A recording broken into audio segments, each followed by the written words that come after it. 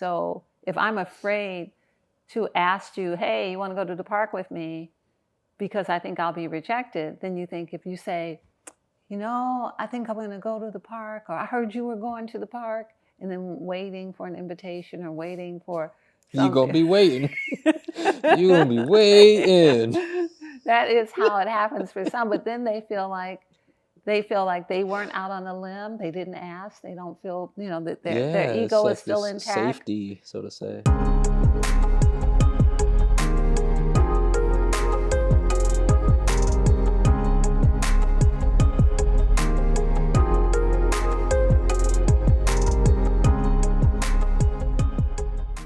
Implying something that I want done is very different than me asking to have something done. For example, if I see a cup on the counter and in your presence I say, that cup, I don't think it's supposed to be on the counter.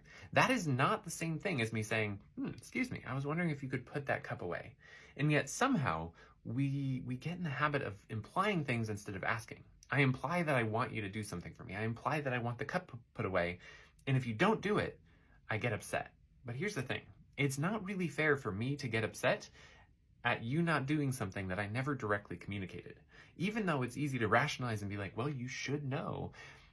No, you shouldn't know unless I ask directly. And as much as I might want you to think the same way that I do, there are no two people who think exactly the same way who will always know entirely of what the other person is thinking, feeling, or even what they want or need. Things like right now, because I've discovered these wave conjugations, every person on the planet that's been thinking about it will now have ideas concerning, but not just us, but all humanoids throughout the entire universe will now get that same resonance and be able to apply it like the experiments with the rats. Right. You teach a rat something here in London, and then in New York you find the rats are doing the same thing.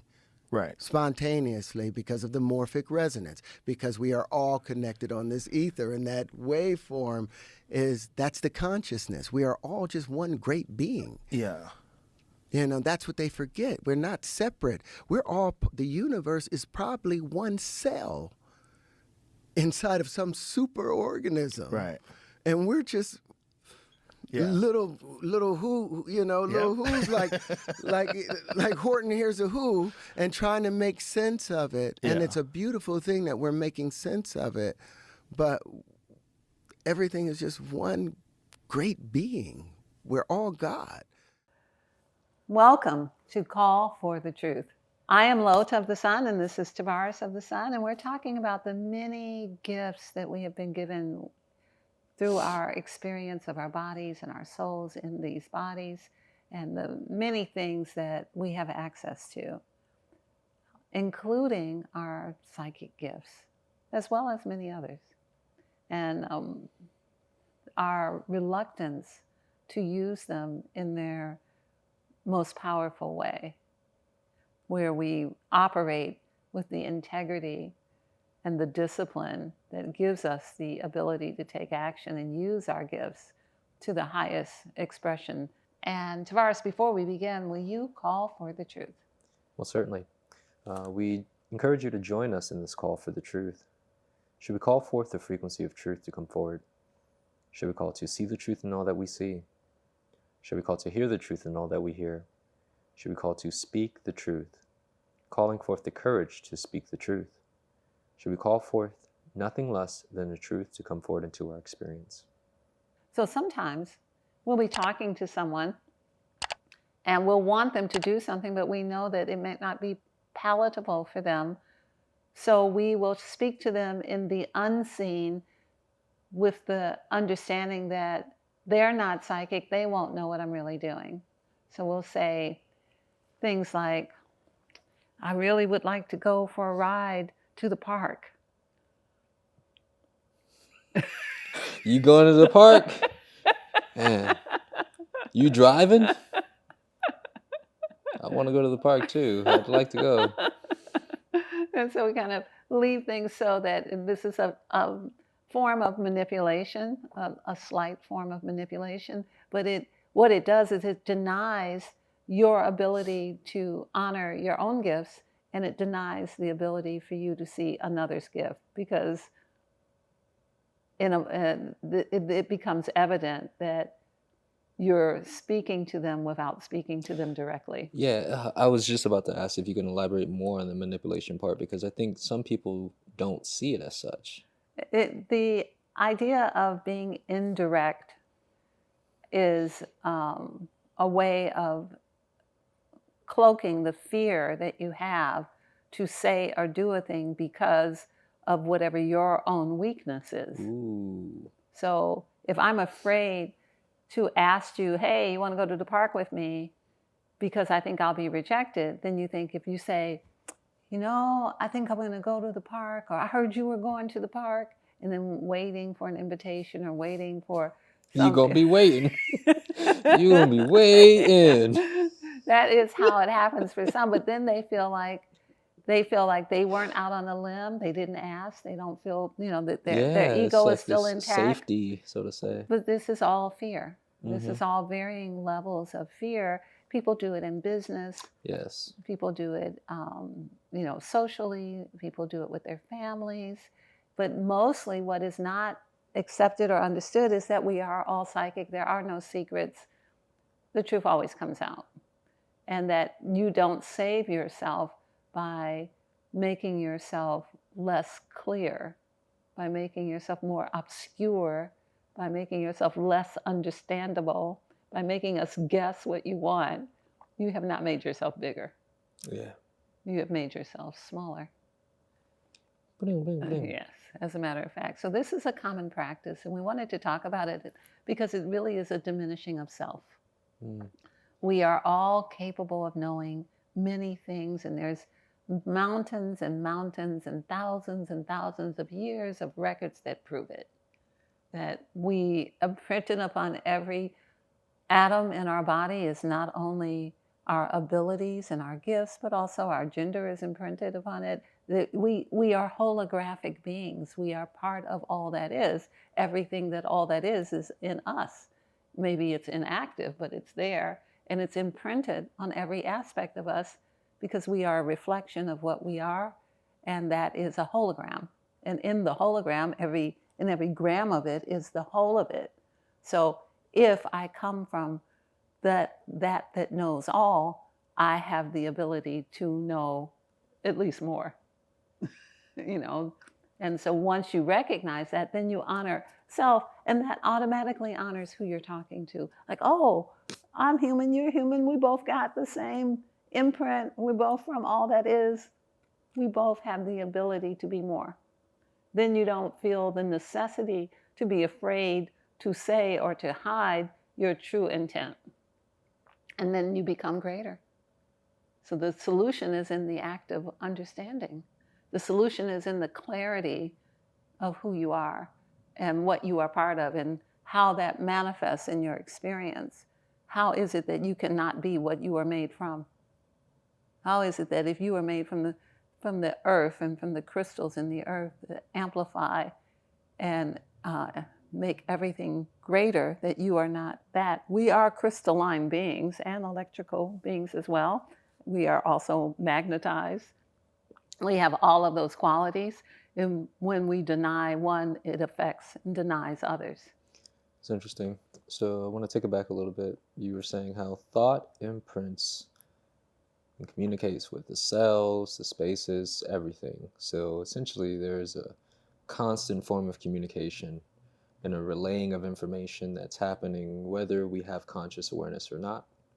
Hence is why I was sharing with our camera lady about how if you've ever noticed when you're in the store and you feel like someone's staring at you, you turn back and then they break the gaze and look away. Oh my gosh, they see me looking. But just how consciousness works and thought transference, and that's when you're in the same space. But I also see where this is happening through time and space, when we're separated, or in different locales within time and space. And we essentially have the capacity to be in communication. And I have come to the understanding that everyone is in communication at varying levels, where even non-initiates, people have those moments. I was just thinking about you, you called me, and that level of connectivity with that understanding of reality. But essentially that everyone is interfacing at varying levels. So would you speak a little bit more about that reality? Well, that's what we call mass consciousness. Mm. You know, everything is frequency, everything is vibration, everything is vibrating, and those who you resonate with that same vibration, you are in direct contact with them. So when we do healing work, and we do it at a distance, we're contacting the feel of the resonant energy from whatever the object or the target is of our thought pattern, and then we connect with that and we influence that waveform. This is how everything is done. This is what your doctor does. When he comes into the office in his white coat, in his ritual, the nurse comes in, they close the door, then he walks in, and in this ritual of this communication of frequency, then he looks at your chart and he tells you you're okay, and then you are, and then you leave. You know, it has the ritual attached to it in that case, as going to court, and the judge has on the black robe, and he hits the gavel, and then you see the structure of the courtroom. This is all ritual, and it is all a communication of energy. I am the one in authority. You are the one who is beneath me. You are not, you know, you are subject to what I decide will happen to you. It is all communicated quite clearly. Mm-hmm. You know, who is the authority, and the teacher stands in front of the room, the class is in the seats together. The communication is physical, it is mental, it is psychic. Yes. You know, the doctor who walks through the ward where the patients are contagious and he does not get the contagion is because he understands that he is not of the frequency of the ones who are sick. He is the frequency of the ones who heal. Yeah. And so he is immune to the frequencies of the illness because he carries the frequencies of health, and then he talks to other people who are in the same frequency set that he is in, and they all play golf together. And all of this is happening in the background. This is all being happening in front of us. By through thought, through the biology, through the environment, the uniform, the roles, titles, badge, etc. Or it's the same thing in the social setting when you walk into a bar and then someone walks in and they're dressed a certain way. The ritual is that, you know, they have low cleavage or short dresses or high heels, or they sit at the bar and they look your way. Communication. Buy me a drink. The communication started when they got out of the car, maybe while they were getting dressed. Yeah, through time and space. See, this is the thing that people, Yes. I feel as though it's not readily understood that there's a reverberation in a ripple Yes. in communication into the anticipation of what will be before actually Yes. being there. I don't really want to use the language future, but for lack of a better phrase, you know, this before you even in the experience, you've already kind of like. Well, yes, go ahead. Or may I use this example? And I think this may help because we perceive time as linear. The A, B, and C unfoldment of each step is all one idea. It's all in the field. Versus like, all right, A happened, I put on the dress. B happened, I got the Ubers. C happened, I showed my cleavage at the bar. You know, equals D, I got my drink or my number, I don't know, whatever it is. Or it can be looked at from the point of view of, in the moment of your power, when you decided to go, you were in a moment of power. Then you got in the shower, you were in your moment of power. You're getting yourself prepared. Then you put on your cologne, you're in your moment of power. Then you take your moment of power, you're in the car in your moment of power. Then you walk into the place, you are still in the moment of your power each time in that moment. And so, yes, there is that momentum of my moments are going to come together, and I'm going to end up at the club. Yes. We're not advocating for the club. This is just an example for you viewers. Just saying, because you know how people, I'll say go to the club. No. So free will, free will. The idea is to recognize that we have power. We are powerful beings. We are made of the things of this system of the earth. All of these things have power. We have the same speed of thought transference as the neutrinos that move from one planet to the next. We are not limited except by our own limitations. So when we limit ourselves to think, I cannot say I want to go with the group that's going somewhere because I think I'll be vulnerable, we lose power and we become less able to speak that we don't become less, but we become less able to initiate that power in the next circumstance. Yeah. And so this is issue, because when we don't give ourselves the power, then we deny power to the rest of our frequency set, the rest of those who we interact with. Yeah, which would be the power to Yes. say yes or no, or to engage. Or to even acknowledge that they know what I'm thinking. Yeah.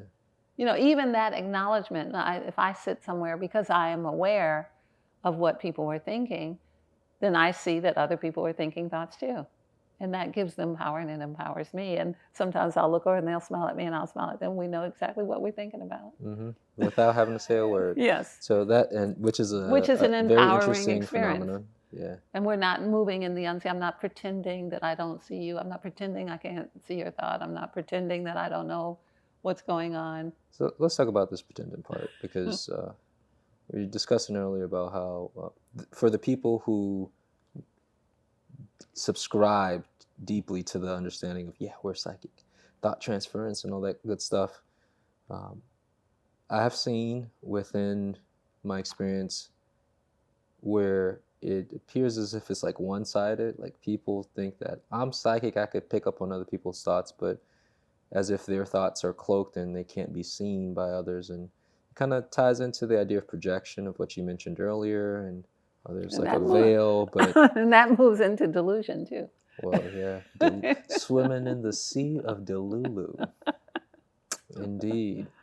So it is accurate that many who have discovered that they have this and are emboldened by it, and they are made greater by it, and they feel better and they are richer from it, sometimes don't attribute it to their fellow person.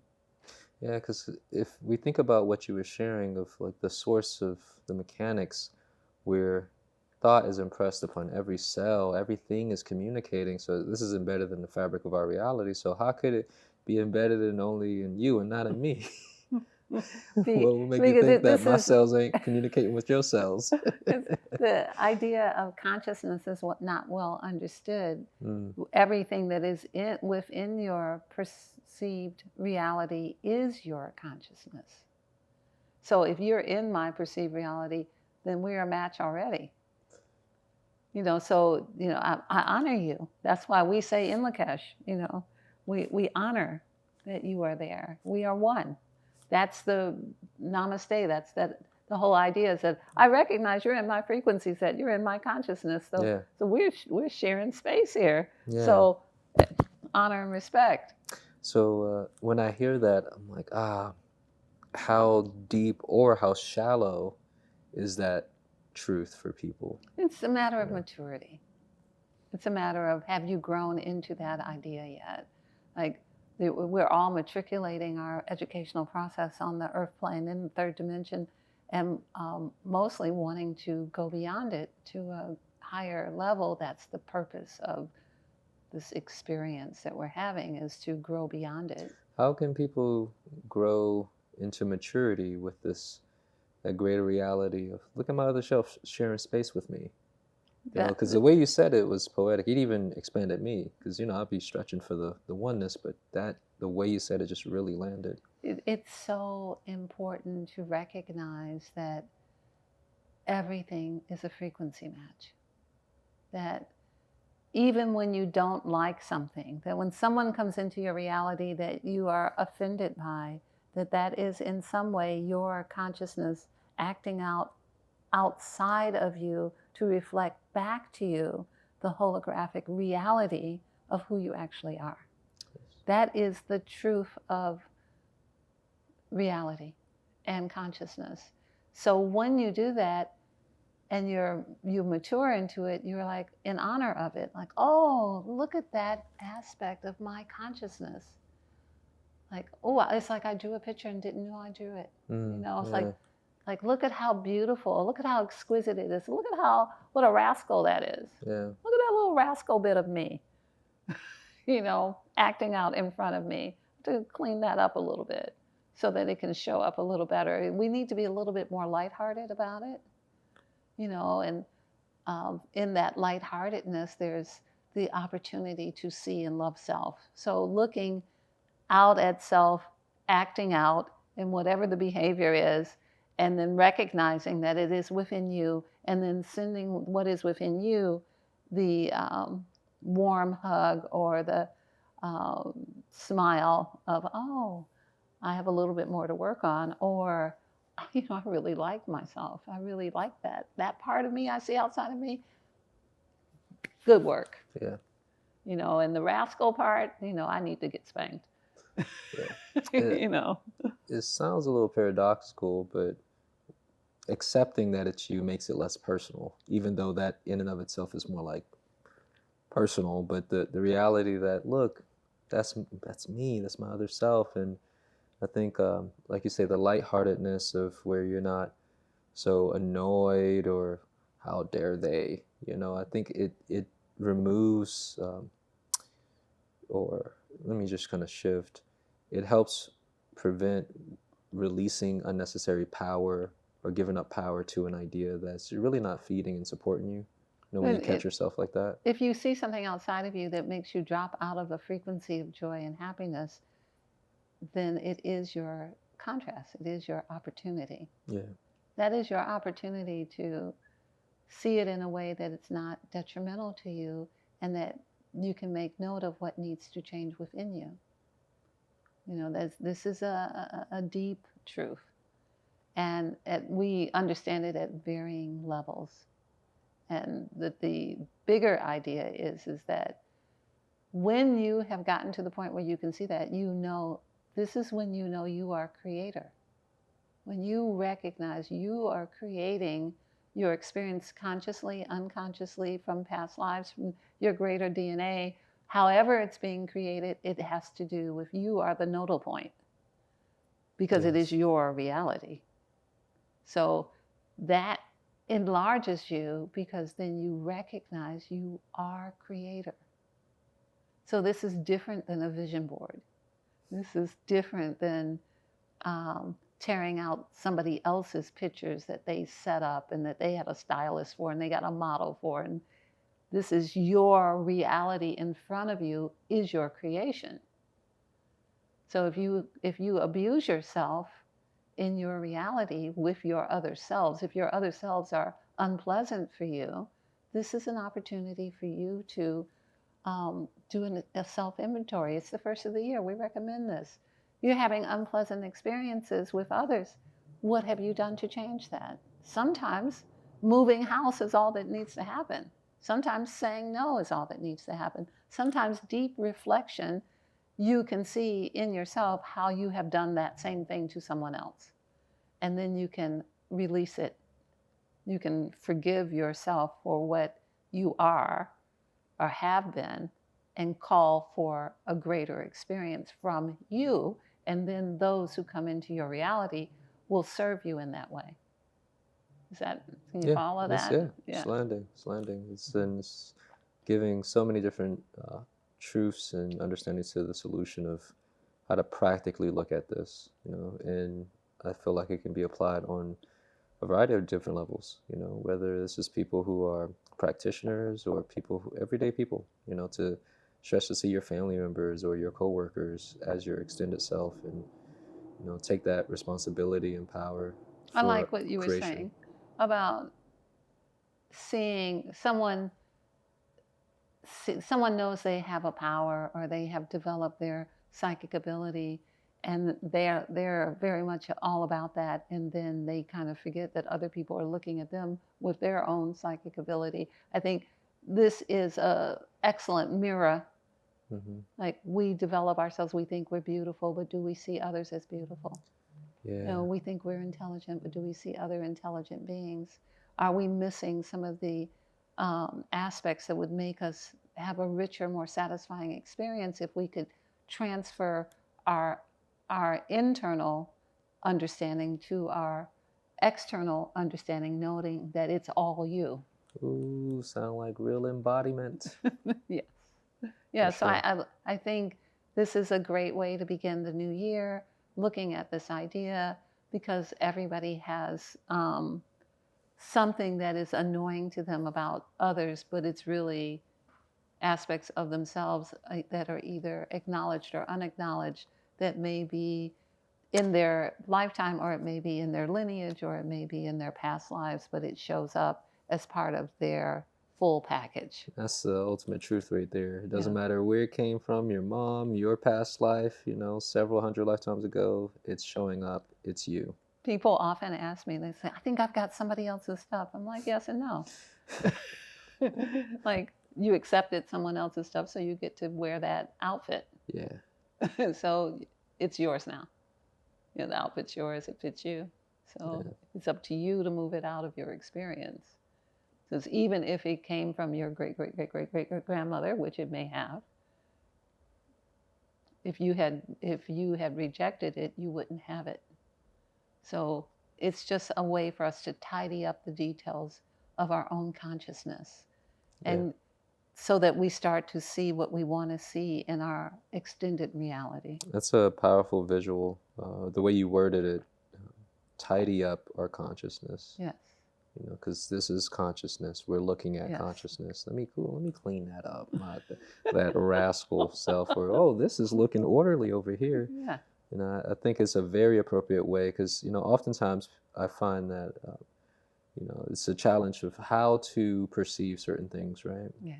And again, the feelings and the personalism that comes involved with, like you say, oh, I feel like somebody sent something to me, these type of things that deflect the responsibility of being creator, as you say. I was just talking to a client this morning, and I was sharing with her the same dedication and determination that your aggressor or abuser has is your determination to stay that way.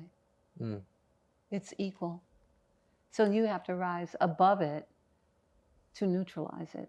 You have to choose to care more for yourself, to love yourself more, so that you won't be mad at everybody else. Otherwise, you get to stay mad and your frequency constantly drops, and then you have more compounding experiences that take you further down the rabbit hole that you don't want to go down.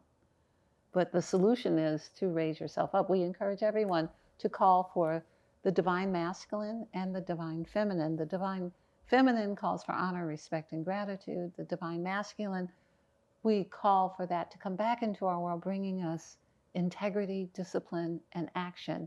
We are, as my fingers intertwine, the divine masculine and feminine together. Honor, respect, and gratitude, discipline, integrity, and action. This makes us the polarity of creation that can create life. Those two together. So that's what we'd like to leave you with for the new year. Carpool? Yes. Will you ask the question about whatever you want to ask the question about and tell us what it is? To see the truth as it relates to embracing that we are the creators of our reality. Embracing to see the truth, a card to share with us how we can see the truth of how we are the creators of our reality. And the card is? It's a funny pun, but it's truth. Throat chakra, call for the truth so that you may be free. So shall we all use our throat chakra and have the courage to call for truth in everything? Shall we have nothing less than the truth in 2025 and beyond? Thank you. We encourage you to come back and visit us again. We are starting a new year of 2025 and really encouraging all of our audience to join us with comments and to interact with us this year. Thank you. With honor, respect, and gratitude in Lakesh and Veritas, oneness and truth.